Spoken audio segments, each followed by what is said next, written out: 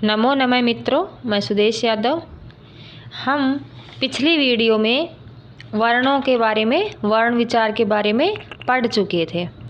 अगर आपने अभी तक वो वीडियो नहीं देखी तो उसका लिंक हम डिस्क्रिप्शन बॉक्स में दे देंगे। तो उसमें हमने देखा था कि वर्ण क्या होते हैं, वर्ण कौन कौन से हैं, स्वर क्या है, व्यंजन क्या है, स्वर कितने होते हैं, व्यंजन कितने होते हैं, और इन सब के बारे में हमने उस वीडियो में देखा था। तो उसी से रिलेटेड है उनका वर्णों का वर्ण विचार तो हमने पढ़ लिए थे, और आज हम पढ़ेंगे वर्णों का उच्चारण स्थान। ठीक है, तो अब यहाँ तक हमने पढ़ने के बाद अब देखते हैं इसमें। तो इसमें इस टॉपिक से 2 प्रश्न आते हैं, जैसे सी टेट है, यूपी टेट है, इनमें 2 प्रश्न आते हैं। तो उसमें एक में पूछता है कि कै वर्ग का उच्चारण स्थान क्या है, पै का उच्चारण स्थान क्या है, तो इस तरीके से पूछता है।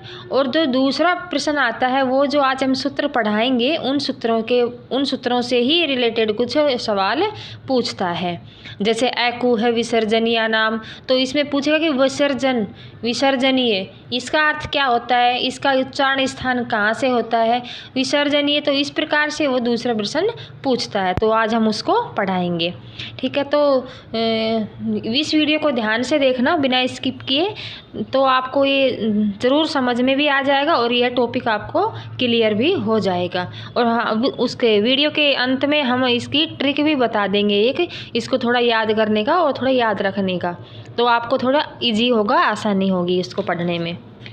ठीक है, तो चलिए शुरू करते हैं अपना टॉपिक, देखते हैं। तो पहला सूत्र है, जो ये वर्णों का उच्चारण स्थान है, इनका पहला सूत्र है अकु है विसर्जनीय नाम, कंठ है, यानी कि अकु है विसर्जनीय नाम कंठ है। इस सूत्र में इतने शब्द आ रहे हैं, इन सब का मतलब क्या होता है, ये कंठ से बोले जाते हैं। देखिए, जैसे देखिए ऐ, तो ये ऐ हो गया हमारा, है ना, ये ऐ हो गया। देखिए ये है ऐ, ऐ इस ऐ का मतलब हो गया ऐ आ। कु का हो गया कै वर्ग। कै वर्ग में कौन कौन से वर्ण होते हैं, क, ख, ग, घ, ये 5 वर्ण हो गए। है वर्ण हो गया। विसर्जनीय का मतलब होता है विसर्ग। ये 2 डॉट होते हैं, इनको हम विसर्ग बोलते हैं। विसर्जनीय को ही विसर्ग बोलते हैं। एग्जाम में इस तरीके से भी प्रश्न आ सकता है कि विसर्जनीय का उच्चारण स्थान क्या है, तो हम उसको विसर्ग ही मानेंगे और उसका उच्चारण स्थान हम लिखेंगे कंठ। समझ गए।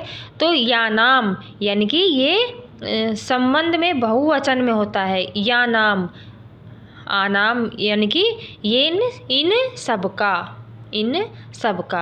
सबका उच्चारण स्थान क्या होता है, कंठ। समझ गए। तो दोबारा से एक बार देख लेते हैं कि ऐ आ। कु वर्ग, कु यानी कि कै वर्ग, क ख ग घ, है विसर्जनीय और विसर्ग। ऐ आ कै ख ग घ ये है और विसर्ग, इन सब का उच्चारण स्थान क्या होता है, कंठ। इन सब का उच्चारण स्थान क्या होता है, कंठ। समझ गए। चलिए हम आगे देखते हैं। इसका दूसरा सूत्र है इचु यशानाम तालु। इचु यशानाम तालु, तो इसका अर्थ क्या हुआ, इस सूत्र का अर्थ क्या हुआ, ई दीर्घ ई, चू यानी कि चय वर्ग। चय छ जय झ ये, क्या हुआ, चय छ जय झ ये श। तो अब इनका अर्थ क्या हुआ, ईचू, ई से छोटी ई और बड़ी ई दोनों आ गए, चू से जय वर्ग आ गया पूरा, च छ जय झ ये शा स और नाम, यानी इन सबका उच्चारण स्थान क्या है, तालु। समझ गए। और इन सभी वर्णों के जो ये संज्ञा इसका नाम है वह है तालव्य। इन्हीं सभी वर्णों को किस नाम से जानते हैं, तालव्य संज्ञा के नाम से जानते हैं। समझ गए। इचु यशानाम तालु, ई से ई, चू से च वर्ग, य से य, श से श, नाम यानी कि इन सब का उच्चारण स्थान क्या होता है? तालु। और इन सब को, सभी वर्णों को तालव्य संज्ञा के नाम से जानते हैं। समझ गए, ये 2 क्लियर हैं। तो तीसरा देखते हैं, ऋतु रसाणाम मूर्धा। क्या हुआ? ऋतु रसाणाम मूर्धा। तो इसमें क्या हुआ? री री टू ट वर्ग, देखते हैं, री से री री, टू ट वर्ग, ट ठ ड ढ ये, ट ठ ड ढ ये ट वर्ग में ये 5 वर्ण आते हैं, तो इनको क्या बोलेंगे? ट वर्ग। र रे और श नाम, नाम मतलब इन सब का उच्चारण स्थान क्या है? मूर्धा। और इनका संज्ञा किस नाम से जानते हैं? मूर्धन्य। समझ गए।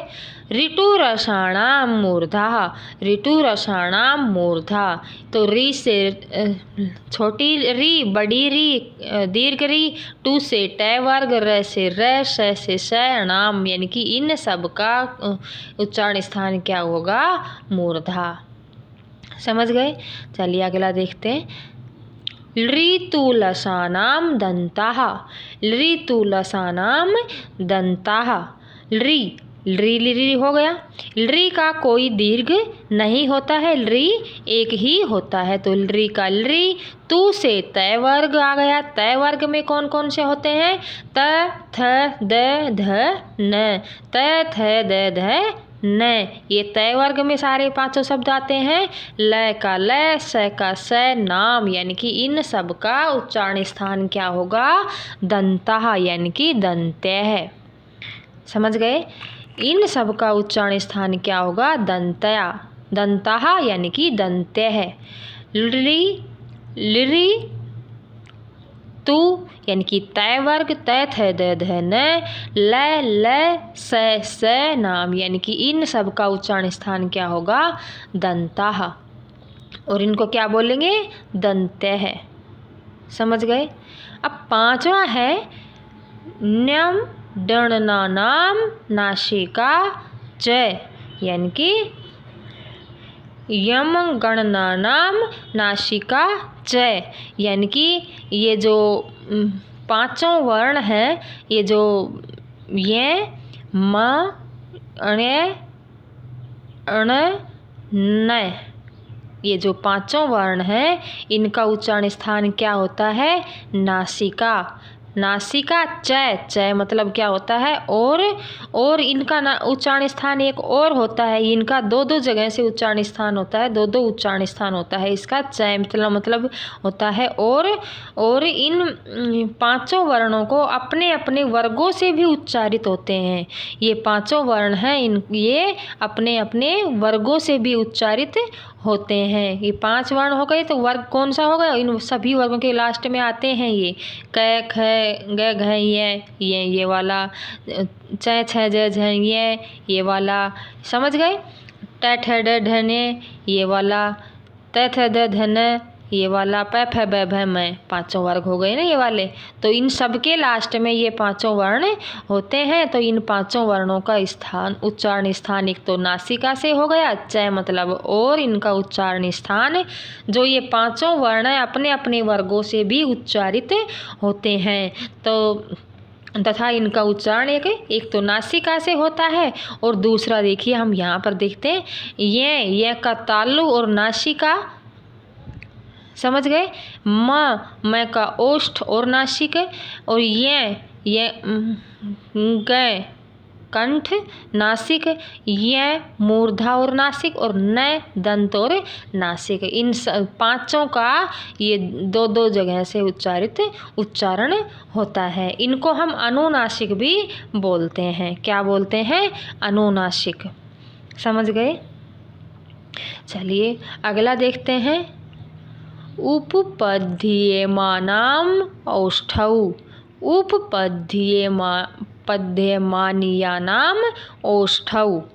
उपपद्यमानीय नाम ओष्ठौ। समझ गए। अब इसका अर्थ क्या होगा, इसमें कौन कौन से वर्ण आएंगे, ऊ का ऊ, कैपिटल जो ये सॉरी दीर्घ ई ऊ और छोटा ऊ दीर्घ ऊ, पू पै वर्ग आएगा। पै वर्ग में कौन कौन से होते हैं, प फ ब भ म, प फ ब भ म। और उपाधीय नाम, उपाधीय नाम, उपाधीय का मतलब क्या होता है, प और फ। प और फ के पहले जो आधा विसर्ग होता है वहाँ पर क्या होता है, उपाधीय। उपध्यमानीय, ये किसका इनका उच्चारण स्थान होता है, ओष्ठय। इनका क्या होता है, ओष्ठय इनका उच्चारण स्थान होता है। ये ऊ पै वर्ग पै फ ब भ म और उपाध्यमानीय, इन पै और फ के पहले आधा विसर्ग होता है। इनको क्या कहते हैं, इन उपाध्यमान कहते हैं। इन यहाँ पर क्या होगा, ये ओष्ठ से बोले जाते हैं। समझ गए। ए दई तो हो, ए दई तो हो कंठ तालु। सातवां जो हमारा सूत्र है वह है ए दई तो हो कंठ तालु, यानी कि एत ए तो ये ए, सिर्फ इसमें दो ही शब्द हैं, दो ही वर्ण हैं, ए और आई, ए और आई। तो ये किससे बोले जाते हैं, कंठ तालव्य। किससे बोले जाते हैं, कंठ तालव्य। तो ये हो गया एत ए तो ए कहाँ से बनता है, ए और ई, ए मिलकर क्या बनता है, ए। ये क्या होता है, दीर्घ संधि में होता है। ए और ई मिलकर क्या बनता है, ए। और ए और ई मिलकर ए बनेगा। तो ए का उच्चारण स्थान होता है कंठ और ई का उच्चारण स्थान होता है तालु। तो ए का उच्चारण स्थान क्या हो गया, कंठ तालु। समझ गए। ए का उच्चारण स्थान, ए का उच्चारण स्थान क्या हो गया, कंठ तालु। तो उसी तरह आई का भी उच्चारण स्थान क्या हो गया, कंठ तालु। समझ गए, कंठ तालव्य। तो इनको क्या बोलेंगे, कंठ तालव्य। इनका उच्चारण स्थान ये हो गया। तो अगला देखते हैं, ओ दौ तो हो, ओ दौ तो हो कंठोष्ठम, ओ दौ तो हो कंठोष्ठम। तो ये क्या हो गया, ओ और औ। जिस प्रकार से ए और आई थे, इसमें उनका ए और आई का स्थान क्या हुआ, कंठ तालु। और यहाँ पर ओ और औ का उच्चारण स्थान हुआ कंठ और ओष्ठय। समझ गए। तो ओ का कैसे बनता है, ए और ऊ को मिलाकर,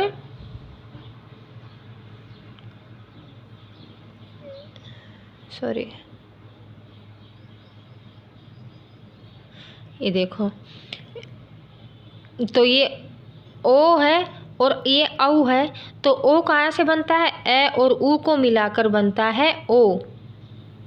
समझ गए।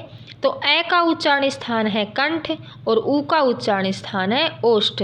तो इन सब का उच्चारण स्थान क्या हुआ, ओ कंठोष्ठ। क्या हुआ, कंठोष्ठ। समझ गए। ओ और औ का उच्चारण स्थान, तो शॉर्टकट समझ लीजिए आप कि ओ और औ का उच्चारण स्थान हुआ कंठोष्ठ, कंठ और ओष्ठ इनका उच्चारण स्थान हो गया। तो 9वां है वकारस्य दंतोष्ठम, वकारस्य दंतोष्ठम। वकारस्य यानी कि वकार, यानी कि व का श, वकारस्य वकार का, दंतोष्ठम उनका उच्चारण स्थान हुआ दंत और ओष्ठ। समझ गए। अब 10वां है जिह्वामूलीयस्य जिह्वामूलम, यानी कि जिह्वामूलीयस्य, जिह्वामूल का उच्चारण स्थान है जिह्वामूल। जिह्वामूल्यम क्या होते हैं, ये जो आधा विसर्ग होता है क और ख के पहले होता है। क्या होता है, उपबाध्यमान ये वो थे तो प और फ के पहले आधा विसर्ग था। और यहाँ पर जिह्वामूलीय क्या होता है, क और ख के पहले आधा विसर्ग होता है। तो इनको हम क्या बोलते हैं, जिह्वामूलीय, यानी कि ये जिह्वा मूल से, जिह्वा की जड़ से उत्पन्न होते हैं। जहाँ से जिह्वा शुरू होती है, जिह्वा का मूल है, वहाँ से शुरू इनका उच्चारण स्थान वहाँ से होता है। तो इस प्रकार से इनको क्या बोलते हैं, जिह्वामूलीय। समझ गए। अब लास्ट है नासिका अनुस्वारस्य। नासिका अनुस्वारस्य अनुस्वार, इनका क्या हो गया, ये क्या कहाँ से बोलते हैं इनको, नासिक के, यानी कि नाक से इनका उच्चारण होता है। कहाँ से होता है, नाक से। नासिका अनुस्वारस्य, ये जो चिन्ह दिखाई दे रहा है आपको, ये वाला, इस प्रकार से ये अनुस्वार का चिन्ह होता है। और इसको हम कहाँ से बोलते हैं, नाक से। इसकी संज्ञा क्या हो गई, नासिक्य है। समझ गए, इसकी संज्ञा क्या हो गई, नासिक्य है। अनुस्वार को हम कहाँ से बोलेंगे, नाक से, नासिक्य है, नासिका से, इस प्रकार से। तो आपके ये उच्चारण स्थान हो गए। तो अगर आपको आपको सूत्र तो याद करने ही पड़ेंगे, लेकिन इनका शॉर्टकट भी हम आपको ये बता देते हैं। ये है वर्ण, एक तरफ में ये जो हमने टेबल बनाई हुई है इसमें है वर्ण ए आ कंठ का उच्चारण स्थान दे रहे हुए हैं। एक पर ये वर्ग है, ये उच्चारण स्थान है। तो ए आ वर्ग का उच्चारण स्थान क्या हुआ, कंठ। ई का उच्चारण स्थान हुआ तालु। उ का ओष्ठ। री का मूर्धा। री का दंत। री का दंत। ए आई का कंठ तालु। ओ औ का कंठोष्ठ। समझ गए। अब ये हैं वर्ग। कितने वर्ग होते हैं, 5। कै वर्ग, चै वर्ग, टै वर्ग, पै वर्ग और तै वर्ग, ये 5 वर्ग हैं। कै वर्ग में कौन कौन सा आता है, क ख ग घ ये। चै वर्ग में होता है चै छ ज झ ये। टै वर्ग में होता है ट ठ ड ढ ण।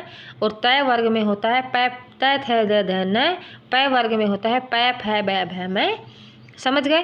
तो इन सब का उच्चारण स्थान ये होता है कै वर्ग का कंठ, चै वर्ग का तालु, टै वर्ग का मूर्धा, तै वर्ग का दंत और पै वर्ग का ओष्ठ। तो अगर हम इन 5 वर्गों को किस प्रकार से याद कर सकते हैं, देखिए हम बताते हैं। जैसे ये 5 वर्ग है, ट्रिक है ये छोटी सी, कि जैसे ये 5 वर्ग हैं। वर्ग कौन कौन से हुए, कै वर्ग, चै वर्ग, पै वर्ग, टै वर्ग और तै वर्ग, ये 5 वर्ग हो गए। ठीक है। अब ये इनका 5 वर्गों के उच्चारण स्थान देख लीजिए। कै वर्ग का क्या हो गया, कंठ। चै वर्ग का तालु, ये वाला हो गया। पै वर्ग का ओष्ठ और टै वर्ग का मूर्धा और तै वर्ग का दंत। है समझ में। कै वर्ग का कंठ, कै ता ओ मूद कच पटत। देखिए कता ओमुद कच पटत, यानी कि कै वर्ग का कंठ, चै वर्ग का तालु, पै वर्ग का ओष्ठ, टै वर्ग का मूर्धा और तै वर्ग का दंत। इस प्रकार से हम इनको याद रख सकते हैं। और ये जो स्वर दिए हुए हैं इनका उच्चारण स्थान तो ये बता ही दिया आपको। ए आ का कंठ, ई का तालु, उ का ओष्ठ, री का मूर्धा, री का दंत, ए आई का कंठ तालु और ओ औ का कंठोष्ठ। समझ गए। अब 4 वर्ण होते हैं, अंतस्थ व्यंजन होते हैं। अंतस्थ व्यंजन कौन कौन से होते हैं, य र ल व। यह कहाँ से होता है, तालु से, र मूर्धा से, ल दंत से, व दंतोष्ठ से। समझ गए। अब होते हैं 4 ऊष्म व्यंजन होते हैं। ऊष्म व्यंजन कौन कौन से होते हैं, स है। स है। तो एक स का हो गया तालु, इसको तालु व्यंजन भी बोलते हैं। स मूर्धा, स दंत, है कंठ, ये इनसे बोले जाते हैं। अयोगवाह वर्ण भी 4 होते हैं। अयोगवाह वर्ण कितनी होती है, वर्णों की संख्या 4 होती है। तो एक होता है अनुस्वार, यानी कि अनुस्वार नासिका, इसका नासिका से उच्चारण होता है। वो होता है विसर्ग। विसर्ग ये दो डॉट है, इनको हम बोलेंगे विसर्ग। ये देखिए ये है विसर्ग, इनका उच्चारण स्थान होता है कंठ। तीसरा होता है जिह्वा मूली, यानी कि क और ख से पहले जो ये आधा विसर्ग का चिन्ह होता है इसको जिह्वा मूलीय बोलते हैं। ये जिह्वा मूल से इनका उच्चारण स्थान है।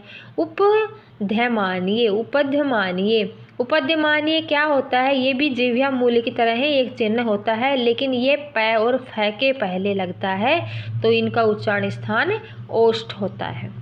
जिह्वा मूल्य क और ख के पहले होता है, उपद्यमानीय होता है प और फ के पहले। समझ गए? तो इनका ये उच्चारण स्थान हमने पढ़ाया। तो 25 स्पर्श वर्ण हो गए। पाँचों वर्ण में 5 वर्ग में 5 वर्ण होते हैं, तो 5 कितने हो गए, 5 5 25 स्पर्श वर्ण हो गए। और ये 4 अंतस्थ वर्ण हो गए, 4 ऊष्म वर्ण हो गए। तो इस प्रकार से इन सब का ये हमने बताया आपको। तो ये वाला आप देख लेना। और जो वर्णों का उच्चारण स्थान तो हमने पढ़ा दिया है, आपको पढ़ा दिया है। और जो वर्ण विचार थे वो वाली आप वीडियो देख लेंगे तो ये आपको अच्छे से समझ में आ जाएगा। तो वो वाले की वीडियो की लिंक हम डिस्क्रिप्शन बॉक्स में दे देंगे। और अगर आपके लिए वीडियो ये थोड़ी भी हेल्पफुल है तो हमारी वीडियो को लाइक करना और चैनल को सब्सक्राइब करना ना भूलें। चैनल को सब्सक्राइब ज़रूर कर लेना, ताकि ये जो एग्ज़ाम होते हैं इनके रिलेटेड जो भी वीडियो हम डालेंगे तो वो उसका नोटिफिकेशन आपको मिलता रहे। वीडियो देखने के लिए थैंक यू। Bye bye.